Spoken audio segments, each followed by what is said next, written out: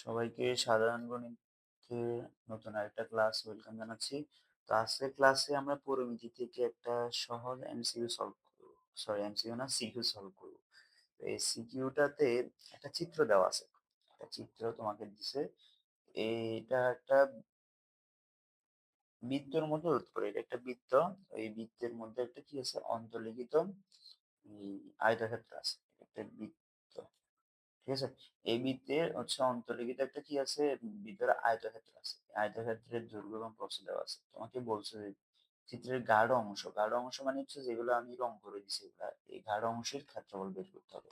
অর্থাৎ পুরো চিত্রে তোমাকে ক্ষেত্রফল বের করতে হবে না, জাস্ট হচ্ছে যেখানে গাঢ় অংশ আছে ওই অংশটা কি বের করতে হবে, ক্ষেত্রফল বের করতে হবে। অর্থাৎ আমার এতটুকু। তাহলে আমাকে এই কোশ্চেনের এখানে যে আয়তক্ষেত্রটা দেওয়া আছে সেই ক্ষেত্রের ক্ষেত্রফল বের করতে হবে, আর সাথে হচ্ছে যে পুরো বৃত্তের ক্ষেত্রফল বের করতে হবে। তাহলে বৃত্তের ক্ষেত্রফল থেকে যদি আমি আয়তক্ষেত্রের ক্ষেত্রফলটা বিয়োগ দিই তাহলে কিন্তু আমি পেয়ে যাব গাঢ় অংশটার ক্ষেত্রফল। তো ফার্স্টে আমার চিত্র থেকে আমি কি লিখতে পারি, আচ্ছা সলিউশনে আসি। সলিউশন, এখানে বৃত্তে অন্তর্লিখিত আয়তক্ষেত্র আছে।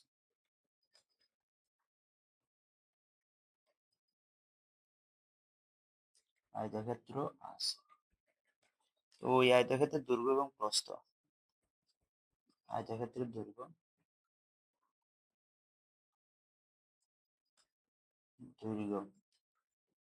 দৈর্ঘ্য হচ্ছে 8 সেন্টিমিটার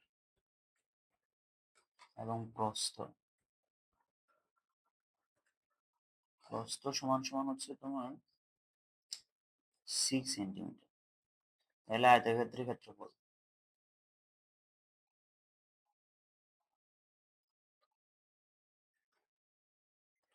আয়তক্ষেত্রের ক্ষেত্রফল সমান দৈর্ঘ্য গুণ প্রস্থ। তাহলে 8 × 6 বর্গ সেন্টিমিটার সমান সমান 6 × 8 কত, 48। 48 বর্গ সেন্টিমিটার।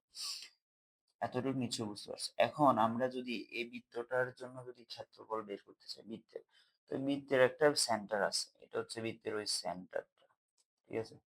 আচ্ছা দেখা যাচ্ছে না, আমি কালারটা চেঞ্জ করি। এখানে এটা হচ্ছে বৃত্তের ওই সেন্টার। এখন আমাদের একটা বৃত্তের ক্ষেত্রফল বের করার জন্য বৃত্তের ক্ষেত্রফল সূত্র জানি হচ্ছে কি পাই আর স্কয়ার। আমার পাই আর এর মান কিন্তু নাই, আর মানে কি ব্যাসার্ধ, ব্যাসার্ধ নাই। তাহলে আমাদেরকে ব্যাসার্ধ বের করতে হবে। ব্যাসার্ধ আমি কেমনে বের করব, ব্যাসার্ধ হচ্ছে যে আমি যদি এই যে আয়তক্ষেত্রটা, এই ক্ষেত্রটা যদি একটা কর্ণ বের করতে পারি, এই আয়তক্ষেত্রে যদি একটা কর্ণ বের করি, তাহলে আমার ওই কর্ণের অর্ধেক হবে এটার ব্যাসার্ধ। তাহলে আমি এই পাশ থেকে একটা, মনে করো এখানে একটা কি আঁকলাম, এই কর্ণ আঁকলাম। এই আয়তক্ষেত্রের কর্ণের দৈর্ঘ্য আগে আমাকে পাশটা বের করতে হবে। তাহলে আমি আয়তক্ষেত্রের কর্ণের দৈর্ঘ্যটা বের করি। দেখো, এখন আয়তক্ষেত্রের আয়তক্ষেত্রের দৈর্ঘ্যের সূত্র হচ্ছে কি √ওভার দৈর্ঘ্য স্কয়ার যে প্রস্থ স্কয়ার। তাহলে 8 স্কয়ার প্লাস হচ্ছে যে 6 স্কয়ার। তাহলে সমান সমান দুটোটা ক্যালকুলেশন করলে হবে √100। রুট কত হবে, 100 হবে। √100 করলে কত হয়, 10 হবে। 10, ঠিক আছে। তাহলে আমি কর্ণটা পাইছি। এই কর্ণটা কি, এটা হচ্ছে একটা বৃত্তের ব্যাসের সমান, আমরা দেখতে পেয়েছিলাম না, এই কর্ণটা হচ্ছে বৃত্তের একটা ব্যাস। তাহলে বৃত্তের ব্যাস হচ্ছে সমান, আমরা লিখতে পারি যে কি বৃত্তের ব্যাস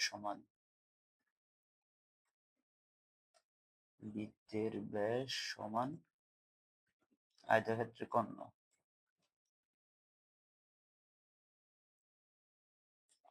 কর্ণের দৈর্ঘ্য।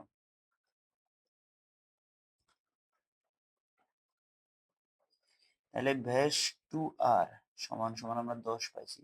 তাহলে আর সমান কত হবে, আর সমান হবে নিশ্চয়ই 10/2 ডিভাইড বাই কত, 5, ঠিক আছে। তাহলে এখন আমরা যদি বৃত্তের ক্ষেত্রফলটা বের করি, বৃত্তের ক্ষেত্রফল বৃত্তের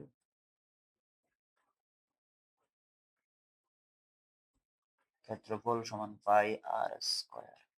পাই এর মান 3.1416 আর এর মান হচ্ছে 5, তাহলে 5 স্কয়ার। তাহলে আমরা এখান থেকে ক্ষেত্রফল বের করলে পাচ্ছি হচ্ছে 78.54 বর্গ সেন্টিমিটার। তাহলে আমি এখন পুরো আয়তক্ষেত্রের ক্ষেত্রফল জানি, আবার বর্গক্ষেত্রের ক্ষেত্রফল জানি, তাহলে গাঢ়